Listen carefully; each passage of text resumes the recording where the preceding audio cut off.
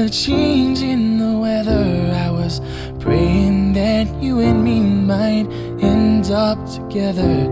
It's like wishing for rain as I stand in the desert, but I'm holding you closer than most, 'cause you are my heaven.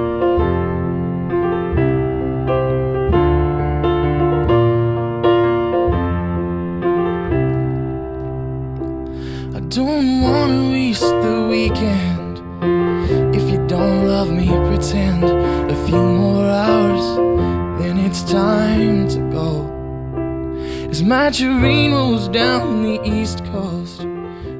So, in was it 1999, I had a young lady come through my office and sit in this chair right here, and she was about $1.05 on a rainy day, and just like her expressions and her emotions, you knew this kid was like just unbelievably powerful. You know, she sat in that chair and told me, you know, yeah, I'm going to commit to you. So fast forward 4 years, 3 Final Four appearances later, and she finally walks out of this program with the first ever Natty Champ for women's athletics here. And then you fast forward it 2 more years, and she calls me up and she's like, hey, remember when I sat in that chair and I told you we were going to win this thing? She's like, kind of need your help. You know, I've been diagnosed with stage 4 melanoma, and I'm telling you, with every ounce of life in me completely drained. I think when all of us hear stage 4, we kind of understand the difficulties of that. As a matter of fact, the jersey right behind the door there is her original jersey. I'm trying to figure out how we're going to get this thing. Obviously, she wasn't this size. She was, like I said, about $1.05. But this is getting rather worn. She was conniving. You know, she was one of those kids who was 5'2", but played like 6'2" out on the field, and just passion. She wrecked the Old Dominion's locker room after our Final Four, after our worst loss in NCAA history. And yeah, when you know, when people ask me to talk about her, it's really hard, because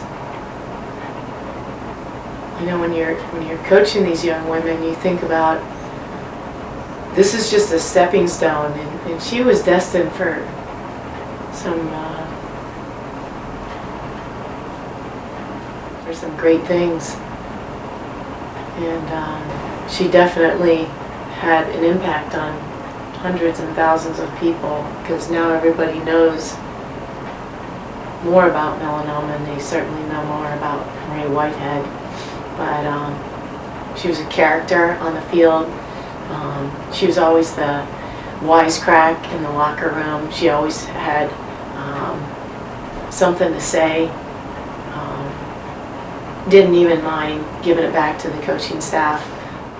You know, everybody always asks me what the most memorable game I've ever coached in, and you know, without a doubt, people are like, oh, it's got to be that first Natty Champ, and it actually wasn't. It was 2006 ACC Championships. You'll keep warm. It's too late to cry, too broken to move on, and still I can't let you be. Most nights I hardly sleep. Don't take what you don't need from me. It's just a drop in the ocean, a change in the weather. I was praying that you and me might end up together. It's like wishing for rain as I stand in the desert. That's when just a plethora of things unfolded in my coaching career. That was the day that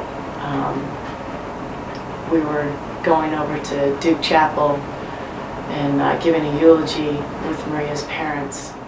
I walked into the locker room and all I could see was her face, like on every single player in front of me, and I just walked up. My captains looked at me, and they were just like, and we're going to give the pregame speech, and when we win this thing, we're going to hand that trophy to the Whiteheads sitting in the stands, and we're going to present them the ACC championship. And then we're going to go and we're going to sit in the chapel side by side, and we're going to be with you as you read your eulogy. And they did exactly that. They called the Whiteheads down and presented the ACC trophy to them, and locked hands, and showered up. In less than an hour, we were at Duke Chapel, just saying goodbye to one of us. And so that was pretty powerful.